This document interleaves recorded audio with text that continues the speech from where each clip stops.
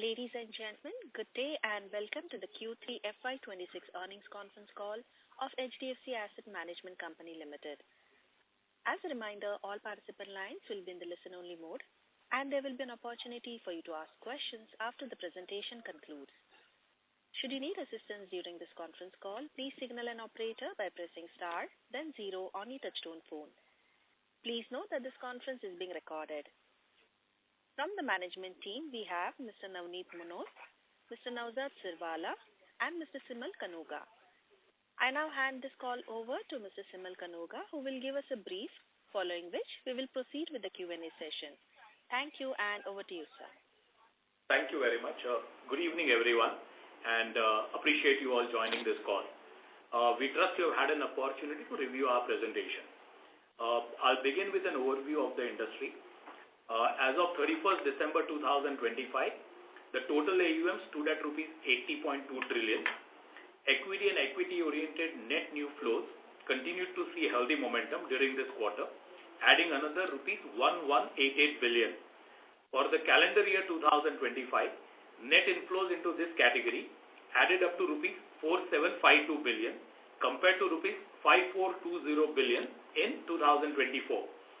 In aggregate, over the past two calendar years, net new flows have exceeded rupees 10 trillion or approximately $115 billion. Systematic investment plan remained a key structural driver for the industry. Monthly SIP inflows reached rupees 310 billion in December 2025, highest levels recorded to date. The SIP asset base increased to rupees 16.6 trillion, accounting for over 20% of industry AUM and significantly higher proportion of equity and equity-oriented AUM. For calendar year 2025, total inflows from SIPs amounted to rupees 3.3 trillion. Debt funds saw net outflows of rupees 163 billion during the quarter, while liquid funds witnessed net inflows of rupees 147 billion. An additional rupees 112 billion came in arbitrage funds. Quarter-ended December witnessed rupees 327 billion of net new flows in gold and silver ETFs. This category now contributes to the tune of 18% of industry ETF AUM. We now move to us. Overall QA AUM crossed rupees 9 trillion, while equity-oriented AUM exceeded rupees 6 trillion, resulting in an asset mix with equity at 65.5%. The number of unique investors for the industry increased by 6.4 million as compared to December 2024. For us, this increase was 2.8 million, taking our total unique investors to 15.4 million, a penetration of 26%. Systematic transactions, which includes SIP and STP, reached rupees 47.3 billion in December 2025, representing a YOY growth of 24% or an absolute increase of rupees 9.1 billion. Turning to our PMS business, AUM crossed rupees 50 billion during the quarter. We also secured a couple of large mandates during the quarter. In alternatives, we completed the first close of our structured credit fund, raising commitments of approximately rupees 13 billion from institutions, family offices, and UHNI investors. Now on to financials. Total revenue for the quarter was rupees 12,332 million. Operating revenue came in at 10,743 million, a growth of 15% YOY. Other income was rupees 1589 million. Total expenses were rupees 2186 million. As a result, operating profit for the quarter was rupees 8557 million with an operating margin of 36 basis points. Profit after tax stood at rupees 7701 million, translating into a YOY growth of 20%. So thank you very much for patient hearing. Navneet, Naozad and I are here to take all questions. We can start building the question queue, please. Thank you. Thank you. Thank you very much. We will now begin the question and answer session.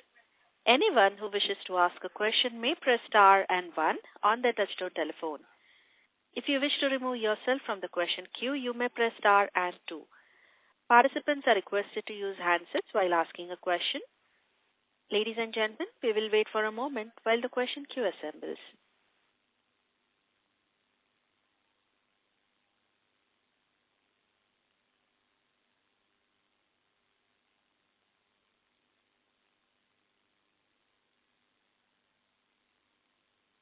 We'll take our first question from the line of Kushagra Goel from CLSA. Please go ahead. Hi, sir. Thank you for taking my question and congrats on a good set of numbers. Just had one question. So your operating profit margin, that sort of went up by 1 bip or so, 35 bips went to 36. So just wanted to understand if there was some specific reason. I see your other expenses was materially lower, but just wanted to understand more on that. Yeah, hi, Kushagra, Navzad here. So other expenses, you're right, it's from a quarter-over-quarter basis, gone up by a basis point. That's largely because other expenses were lower for this quarter. Previous quarter, we had a larger expenditure on CSR. Also, certain marketing, business promotion expenditure slightly more in the previous quarter as compared to this quarter. So that's Got it, sir. Also, so just one more question. In terms of your growth momentum, how do you see it going forward? If you could share some guidance or something on that front. That's all. Thank you.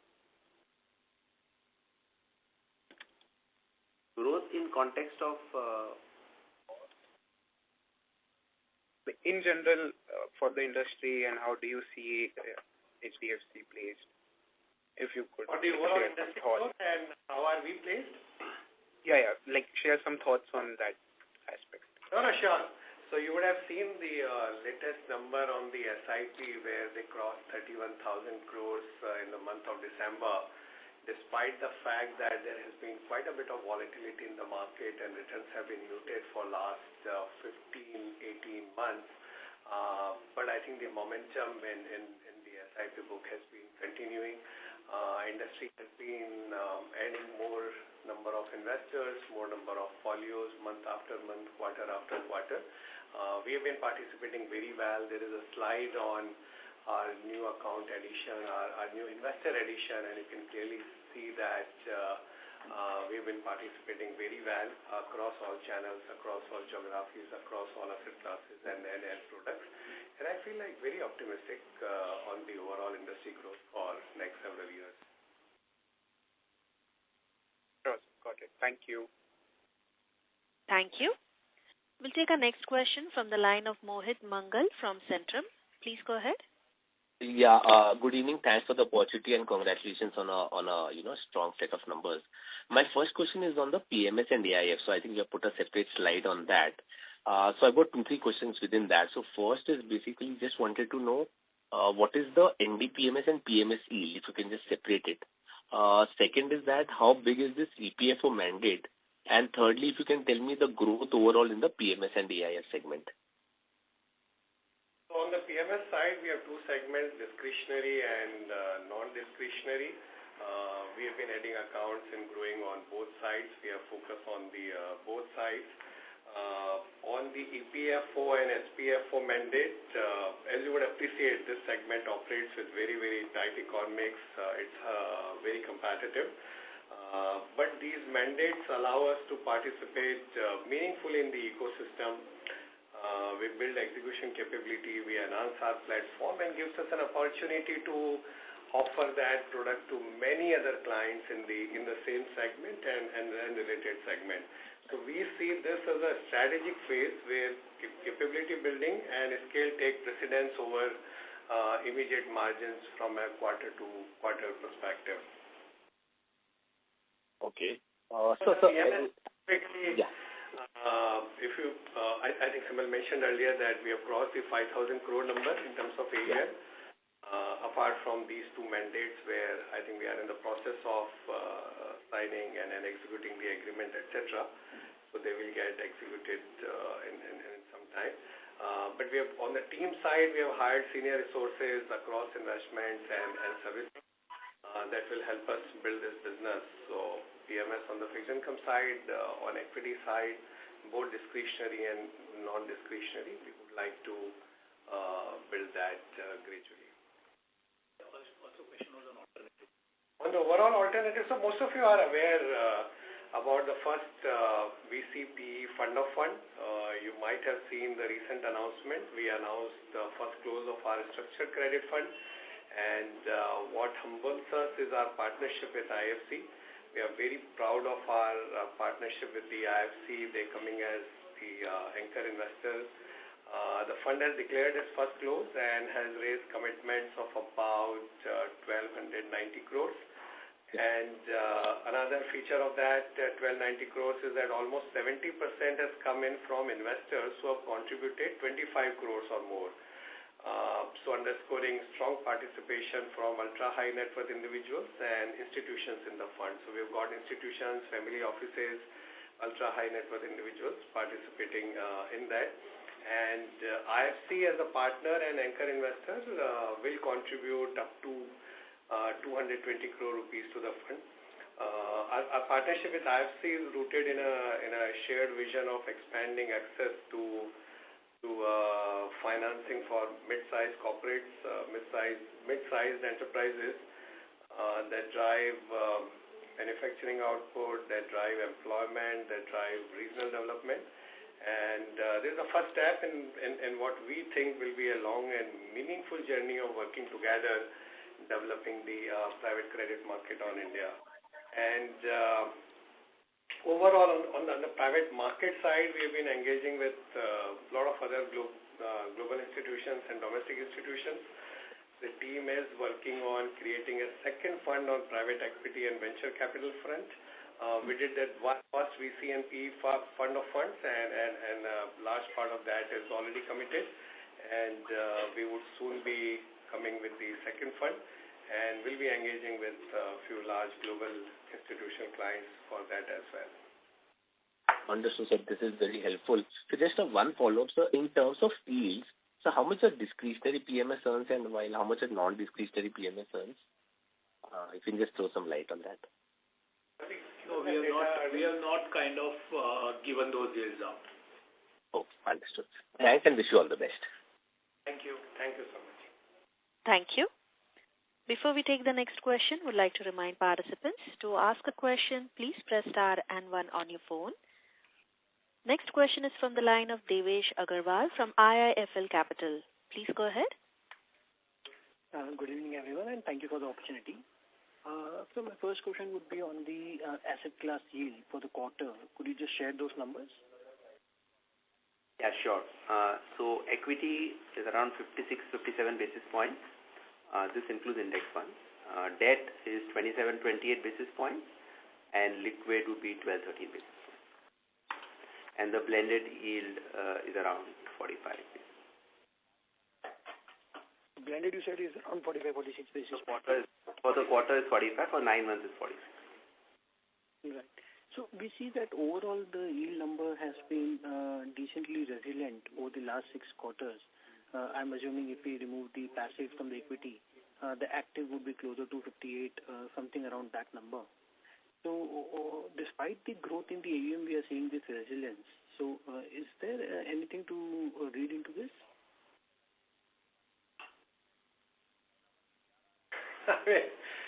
You know as well, for us, scale and quality, profitability, all three are important. And we don't sacrifice profitability just for market share or for scale. For us, that's very critical. We've been able to maintain it very well, and overall operating margins also, I think, being a tight leash on the cost side, we have been able to maintain operating margins. Despite, of course, the telescopic pricing has an impact, but we've been trying to kind of like impact through the right. Sorry, sir, your audio was not very clear. Can you just repeat the last part, please? I'm saying, of course, there's an impact of telescoping pricing. As market goes up, there would be impact on the fund level or overall asset class level margins. But the overall operating margins we've been able to maintain well with tight leash on cost. So that is exactly what I was wanted to understand, that the impact of telescopic pricing has not been visible. So what is that we are doing to offset that impact, or what is leading to that impact not being visible? And how do you see the trajectory going forward? Do you think this yields will remain steady at this level? So we are expecting that for a 10-12% growth in AUM, there will be some decline in the yield. No, so on the equity margins, I mentioned that some degree of compression is inevitable over time because you have a sliding scale structure of TER, so which naturally leads to lower expense ratio as the AUM scales. So we're conscious of this dynamic and therefore make this reality into our pricing decision on the incremental and the new flows. So they constantly keep getting adjusted on the new flows, and now new flows are also becoming sizable. So over a couple of years, they also make an impact. But as I mentioned earlier, that despite the impact of telescoping pricing, we have been, so far we have managed to keep our margins in the 33 to 36 basis point range. That reflects like disciplined cost management as well as the operating leverage. And you ask like going forward, so we'll continue to work hard to maintain margins within this band. We recognize that this is easier said than done. But I've mentioned this earlier that margins are only one way of looking at the business. We keep a close watch on that, but the real focus has to be on growing absolute profits in a sustainable way. And as long as profits continue to compound, you are comfortable with how the business is evolving. Right. And sir, what is the impact of the two regulatory changes that are expected to go live from 1st of April? One is what is the gross impact, and how do you see how this will be passed on? Sure, Devesh. So what has changed? Firstly, removal of 5 basis point of additional TER, which AMCs were allowed to charge in lieu of exit load. So exit load since 2012 was going to the books of the fund. Once the new regulations come in play, this is gone. The impact for the industry as a whole is definitely material. So active equity oriented mutual fund industry is at rupees 44 trillion. And 5 basis points on that comes to about 2,200 crores. So to put numbers in context for FY25, total operating profit of the industry as a whole was around 16,000 crores. So this is definitely material. Second change in the expense ratio construct. So rather than all statutory levies which were inbuilt in as part of the TER, now we have base TER plus statutory levies. So methodology, or for that matter, accounting has changed. The slabs have been accordingly readjusted, realigned. You would have seen the new slab table. The smaller schemes will benefit to an extent because of this change and will largely set off the loss due to 5 basis point reduction, which I spoke about earlier. Lastly, third thing is the rationalization of brokerage limits, what we pay on our transactions. So this is in reference to brokerage we pay to buy and sell securities. So brokerage for cash market transactions is now reduced to 6 basis point from the cap of 12 basis point earlier, but this 6 now excludes levies. So comparable number to 12 is now some 8.5 basis point on. So between the first and the second point, that is the 5 basis point and the GST, etc., few of our larger schemes will see an impact. That is reduction in TER. Smaller schemes less affected as TER reduction due to this 5 basis points going away is largely offset by redefined slabs. Larger schemes definitely are getting impacted. Actually, you'll be surprised, Devesh, that many of the smaller schemes will see increased TER. So we are evaluating the way forward with an objective to contain the financial impact, if any. All I can say is that you have a precedence on how we handled the same in 2019. We understand the sensitivity and will optimize to the finest in terms of impact on margins. The positive side of this change, if I can highlight, one is reduced TER and hence even better alpha. So clearly in favor of larger size funds. I've mentioned this several times earlier that the larger funds, because of the telescoping pricing, charge lower TER and the alpha keeps getting baked in. So the long-term positive impact of this, in my opinion, is not as well understood. So, I mean, I can say classical bitter pill theory, long-term good for the alpha. So my investment team is smiling for sure. The positive aspect is that regulator and industry is always focused on enhancing transparency. So this is another step forward where one knows what's the fees and what's the statutory levies. To sum it all up, we'll work on managing financial impact and on the other hand, further optimize alpha for our investors. Right, sir. Yeah, absolutely, sir. And one final one, sir. What are the plans for the schemes that were managed by Roshi? I know currently those have been allocated within the team. So that is how it's going to be, or we are looking to hire, what exactly are the plans? So, I mean, you have heard the change in the fund manager post, and so, I mean, you would also know Aman Kalkundrikar, who joined us few months back. He was with us for over 15 years, left us for a few years and has come back as senior fund manager. I think is managing almost like 40,000 crores or so across few funds. Maybe let me take this opportunity to talk about the overall investment team. Devesh, if you allow me. I'm sure many of you would agree, because several of you also interact with all of my colleagues on the investment side, that we are one of the most experienced investment team in the industry, and not only experienced but an enviable long-term track record across market cycles. All of them have seen multiple market cycles and have done well. So on the equity side, we have head of equities and senior fund managers who manage the diversified funds. Least experienced among these would be like 20-21 years of industry experience, and over and above, we have a team of analysts. Several of them are designated fund managers for their respective sectoral and thematic funds.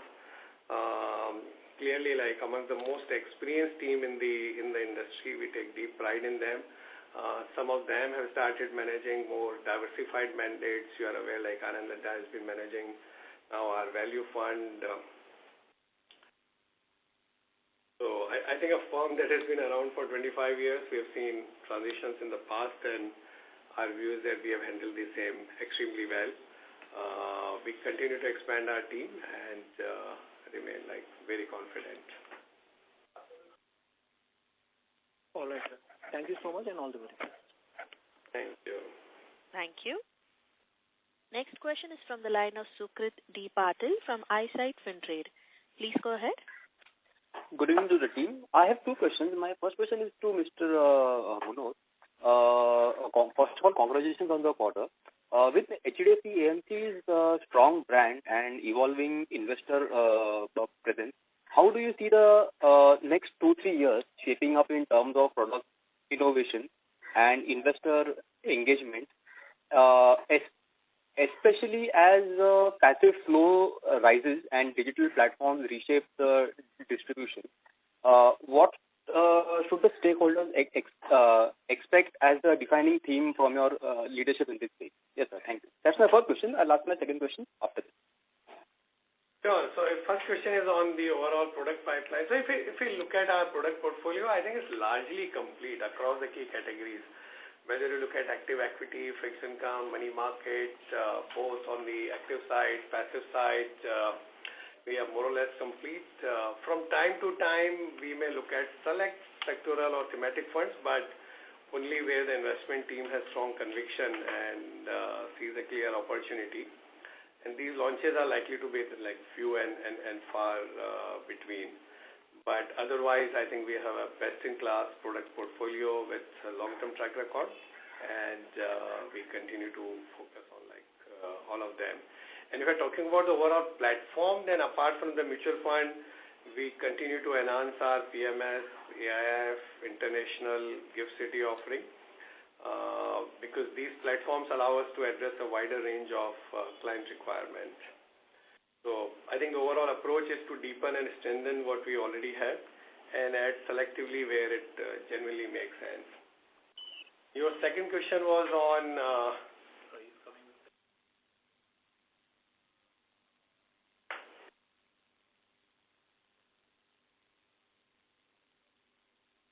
Hello. Sukrit? Yes. Yeah. So my second question is to Mr. Nauzad. On the financial side, beyond margins, how are you thinking about capital efficiency in this space? Balancing shareholders' returns or any tech investment or any cost structure discipline in place? Do you see the scope for a shift in deployment priorities as digital adoption accelerates? Yeah, thank you. From a deployment of capital towards digital, I think that's an ongoing process. We continue to invest in technology and digital platforms over the years. That's already baked in, whether it's in the form of certain capex or largely through the opex. So that doesn't really change. From the balance sheet utilization of cash, if that's what your question is to, our dividend policy, our dividend payouts for last 2 years have been almost close to the entire post-tax cash profits that we generate as a business. We have paid out. That's what the board has done for the last 2 financial years. We have also used capital to good effect to seed our alternate platforms. So we are a material investor in our alternatives fund of funds that we launched a couple of years ago. You would have probably read and we discussed in the credit fund that we have just announced the first close. Again, the asset management company has meaningfully committed. Around 14% of the corpus is committed by the balance sheet of the asset management company. So we will use the balance sheet judiciously for seeding businesses. And the third option of strategic acquisition stroke any kind of enhancement always is on the table. We do have a look at a lot of transactions that happen in the market. So whenever the time, the pricing and the business works out for us, we'll look at that as well. I think that's good guidance from your part, and best of luck for next quarter. Thank you. Thank you. Next question is from the line of Dipanjan Ghosh from Citi. Please go ahead. Hi, good evening, everyone. So just a few questions. One, you kind of articulated on your investment management bandwidth. But let's say since the time, this news regarding Roshi exiting some of the company and some of the funds kind of being in a transitionary phase has been floating around. Let's say over the last 2-3 months in terms of flows into this particular funds, if you can give some granular understanding of how the trajectory has been. And also in terms of your communication to the distributor or interactions with the distributor, has there been any back and forth in terms of customer interactions or some negative sentiment floating around? My second question, you mentioned that on the MF circular, you will be kind of following a similar practice to that of 2019, and to the finest possibility, you will be trying to mitigate most of the impact. But internally, have you kind of deliberated what can be, let's say, the worst case scenario, despite all the mitigants, and whether you're confident of, let's say, mitigating the entirety like you did in 2019? And the third and last question is on the alternates business. Obviously, you have launched a few funds over the last 2 or 3 quarters.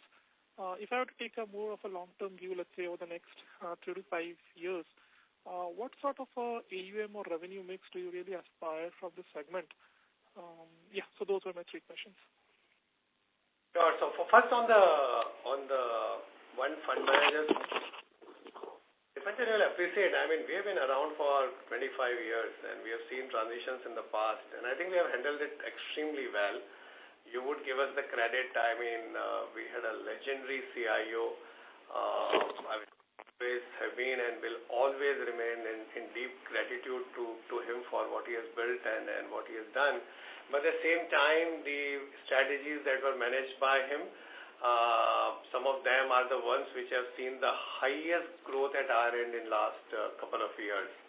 And the overall team's experience, the pedigree, the overall quality of our research, the quality of our the risk management, governance, long-term orientation, fundamental research, and all of that. I don't have to overemphasize on that. So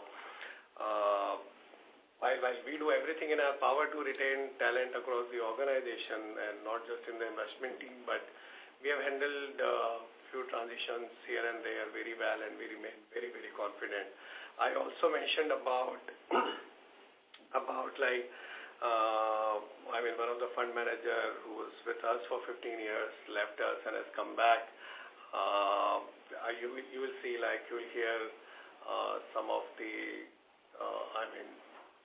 funds getting managed by fund managers who are, the current analysts who are managing sector and thematic funds, increasingly managing diversified equity funds because they have handled size for a couple of years, and we continue to remain on the lookout for, at any point in time, we see a differentiated skill set who fits in nicely within the culture that we have, within the team that we have, and the setup we have. We would continue to build our investment team, and we'll share more on this as we go ahead. Yeah. Your second question was on the TER. How do we optimize it? Yeah, I mentioned earlier that 2019 is a classic example. You can go back and see the playbook, how we handle the same. We understand the sensitivity around it, and then we'll optimize that in terms of impact on the margins. Yeah. Also, I think, Dipanjan, if you look at versus 2019, the magnitude this time is much smaller, right? That time we had an impact of nearly 25 odd basis points. And what Navneet touched upon earlier, this time there is a 5 basis. Some of the smaller schemes are seeing realignment of expenses, and thereby the kind of reduction out there is virtually very, very small, or in some cases even zero. So I think net this time, in terms of prudently managing, we think we'll be able to handle it well. On your third part on the alternatives, etc., so it would be pertinent for me to state that the core business itself, where we have done reasonably well over time, that continues to grow, and we'll put in all the effort, time, money, everything for that to see continued growth across equity and debt, across active and passive. But beyond our mutual fund business, we do have our eyes well set on whether it's PMS, whether it's alternatives, whether it's international business. We have taken meaningful steps over the last couple of years to build these businesses. Building their very, very solid foundation, brick by brick. But you would appreciate, we have grown our business with a sharp focus on quality, scale, and profitability. So even beyond our mutual fund business, whatever we are doing, we intend to replicate this approach. So in PMS, alternative, international, build meaningful, high quality, and profitable platform that strengthen the overall franchise over the long run. Got it. Thanks everyone, and all the best. Thank you. Thank you. Ladies and gentlemen, to ask a question, please press star and 1 on your phone. We'll take our next question from the line of Divish Punjabi from Banyan Tree Advisors. Please go ahead. Yeah, hi. Thanks for the opportunity. I just had one question. So on the passive segment, we've been seeing good growth momentum. So can you talk about the underlying factors that are leading to this from the investor's point of view? What was the question? Passive, what is leading to growth? What is leading to growth momentum from underlying investors' perspective? A large part of that growth is from some of the institution mandates. As you are aware, that EPFO and some of the other pension and provident funds have been investing into some of the ETFs. And of course, the exempted funds also invest in those funds. Then you have some of the insurance companies participating in a couple of products. And recently, we have seen a significant growth in gold and silver ETF and fund of fund. So some of these are the categories. We have been a pioneer on the index fund side. We were one of the first one to launch those products, and they've grown meaningfully. In fact, I mentioned this earlier that on the equity index fund, our market share on the passive side is higher than what we have on the active side. And then again, the value of the brand, franchise, distribution, all of that really matters. And of course, investment performance there is more about the tracking error than the alpha. So there is preference among some of the customers and advisors for mirroring the market, and we have very comprehensive product portfolio. and a full setup to make the most of it. And I've always mentioned that our idea is that wherever investors and our partners want to participate in the market, be it on the active side or on the passive side, and I've spoken a bit about alternatives. I mean, we are like fully ready. For us, the core strength that we have as an organization is our investment management capability, our risk management capability, and our product management capability. And we continue to sharpen that, and whether an investor come through any route, I think we have the best-in-class product offering for everyone. Sure. And from a medium-term perspective, any insight on where we see this going? Like currently it's around 10% of the AUM mix. From maybe 3 to 5 year perspective, where do we see this going? So, couple of times, I don't know, on this call or maybe in some other forums, I've given parallels between the asset management industry growth in US from 80s onwards and what we are seeing in India over the last couple of years. I think over the next several years, we are going to see significant growth in asset management.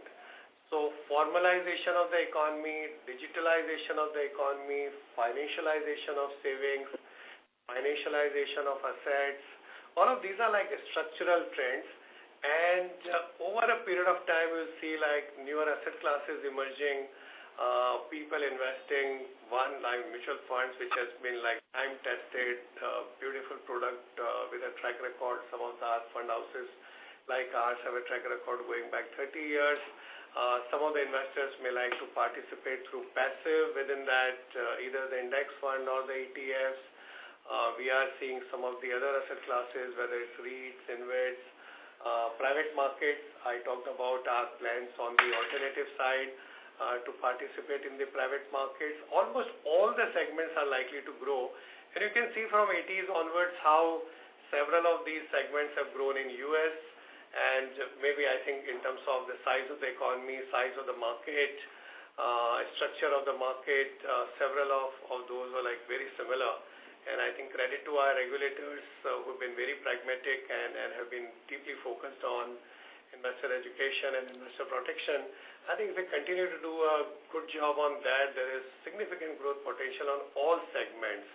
So people ask me like active versus passive, how this will grow, and I say, I think I hope that in my lifetime I don't have to answer that question. In my lifetime it will remain active and passive rather than active versus passive.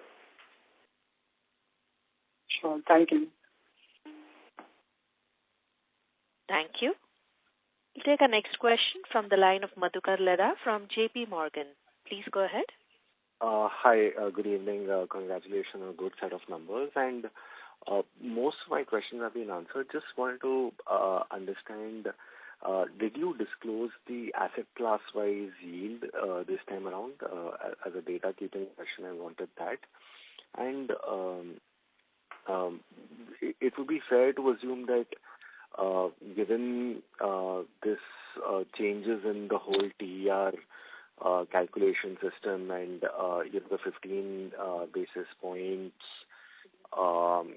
reduction and excluding the statutory levies, especially on that change, would we be able to sort of would that be neutral to our P&L, especially on that specific change? Or my sense is that it should largely be neutral, but I wanted to just confirm that.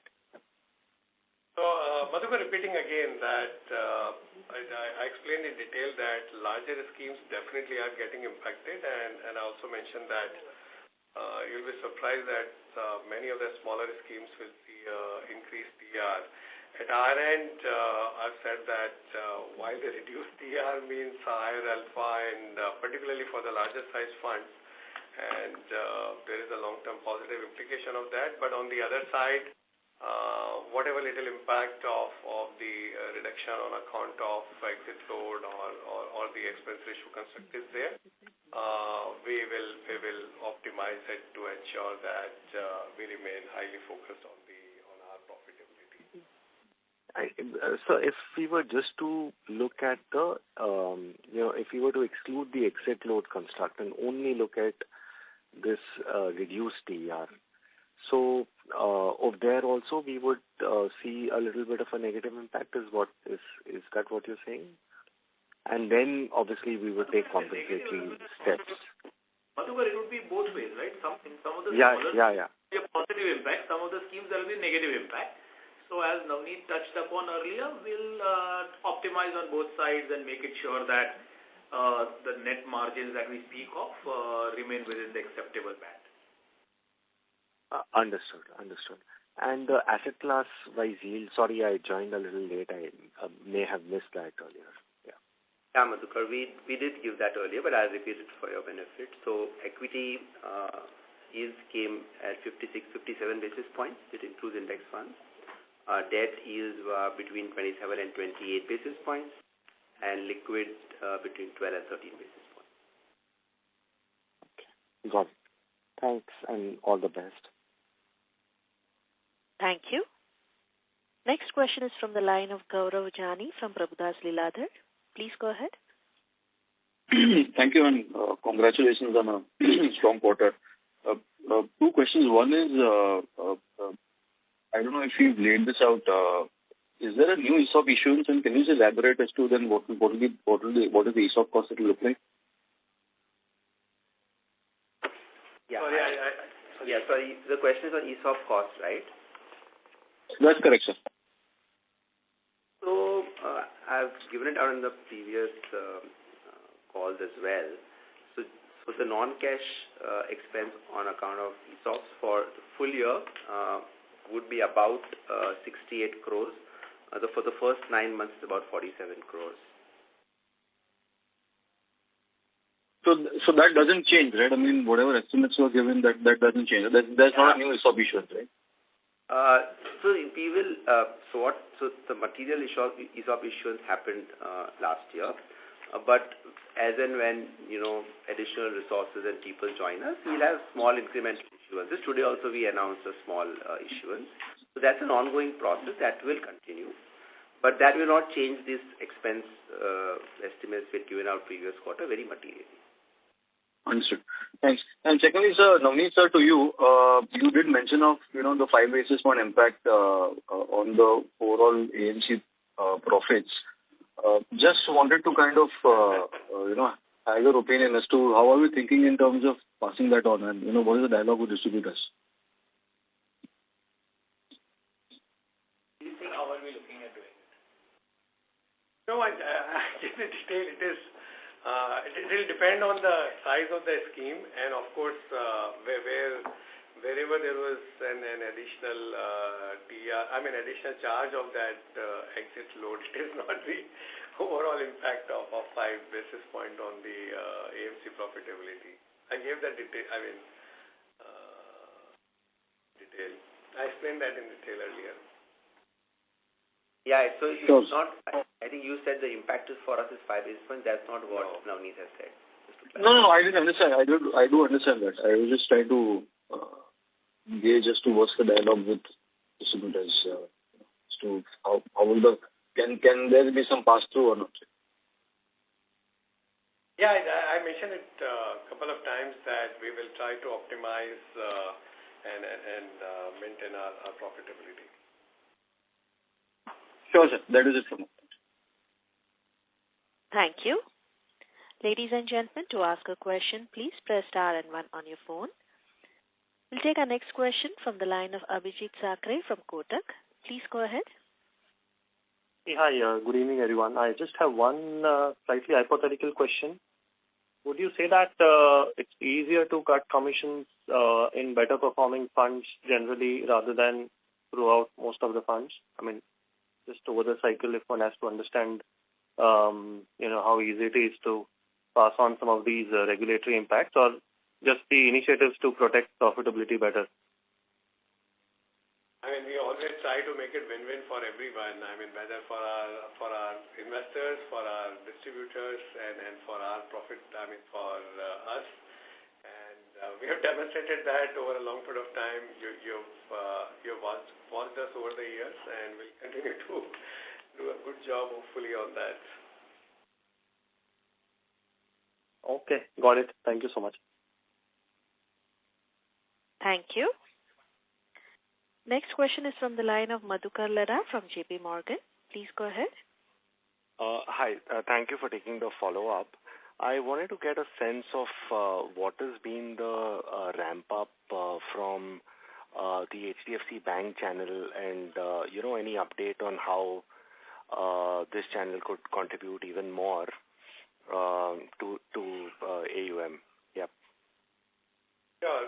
Madhukar, so firstly, as you all know, and I think HDFC Bank has been vocal about the fact that bank has been and will continue to be an open architecture. Whether we like it or not, or whether this is the right thing to do or what other competitors are doing, this is a given. Of course, there is a positive rub-off with them being our parent and same brand.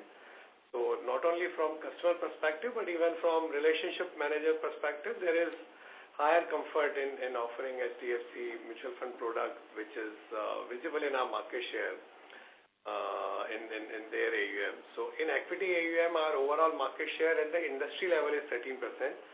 But if you look at what HDFC Bank has sold in that, it is somewhere in the late 20s. Also, this whole open architecture leads to material so-called event-based or seasonal challenges. So, for example, in a particular quarter when some of our peers have large NFOs or and our parent bank participates actively, it impacts our flow market share in that particular quarter. But the team has constantly been working on furthering our ties and offering best-in-class products. SIP in particular continues to be an important area of focus for us, and even for this relationship, I mean HDFC Bank, HDFC Amc relationship. So our share of SIP flows through the HDFC Bank channel is meaningfully higher than our overall book share with the bank. That reflects the emphasis on long-term investing and the quality of customer engagement coming through this channel. So this, in my opinion, will lead to increased AUM market share over time because the SIP build-up will only show over a period of time. But this aligns very well with our long-term objective. So bank continues to be a very important distribution partner for us. It is a behemoth, and given our relationship, we work with the bank very closely and at multiple levels, and will continue to further our share with them. I mentioned in last couple of quarters, we have built a dedicated team internally that works only on this channel, and there is a lot of, I would say, interaction between our digital team and bank digital team, the marketing team, so on and so forth, apart from the sales channel. So the whole objective of deepening engagement and expanding the relationship in a consistent, sustainable manner. I should also mention that our relationship with HDFC Securities on that Dheeraj and team are working closely with us on various initiatives. So as a result, our share of flows through HDFC Securities is higher than our AUM share, reflecting the traction that we are gaining. But overall, there has been increased engagement, and bank is a distribution powerhouse, and with the brand familiarity and the relationship, period of time, it will reflect in the numbers. But we are happy with the SIP build-up. Great. Congratulations and all the best. Thank you. Thank you. Next question is from the line of Mohit Mangal from Centrum. Please go ahead. Yeah. Thanks for the follow-up. So actually, I was looking at the last 10 to 11 quarters market share, and we have been quite stable in equity as well as debt.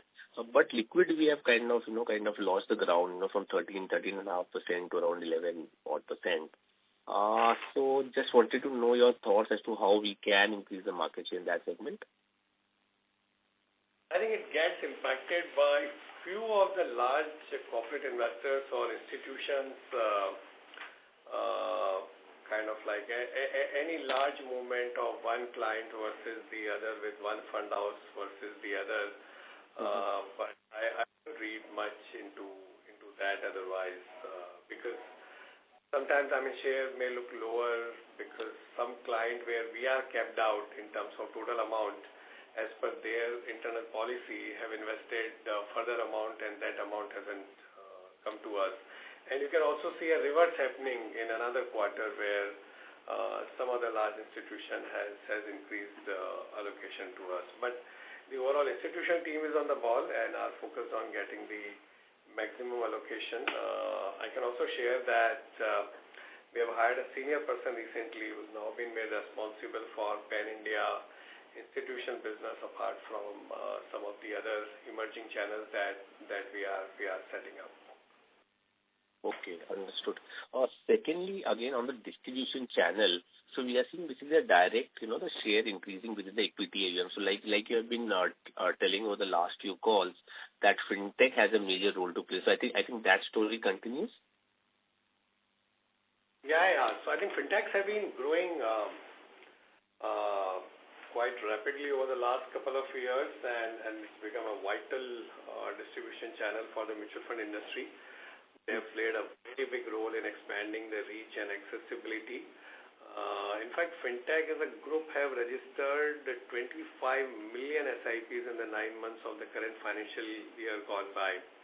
And we have successfully built a strong presence on leading platforms, securing a notable share both in new flows as well as SIP registrations. We share very good relationship with all the larger ones and of course some of the emerging ones. That was the question, right? Yeah. Yeah. Understood. Thanks and wish you all the best. Thank you. Ladies and gentlemen, that was the last question for today. I would now like to hand this call over to Mr. Navneet Munot for closing comments. Over to you, sir. Thank you. So to wrap up, our total assets crossed rupees 9 trillion with equity assets exceeding rupees 6 trillion. We now serve over 15 million unique investors with a penetration of 26%, reflecting the breadth of our franchise. Our objective at HDFC Amc remains clear: to be a one-stop partner for investors across mutual funds, PMS, AIFs, and international offerings. Thank you for your time today and wish you a happy Makar Sankranti. Thank you, sir. On behalf of HDFC Asset Management Company Limited, that concludes this conference. Thank you for joining us, and you may now disconnect your lines.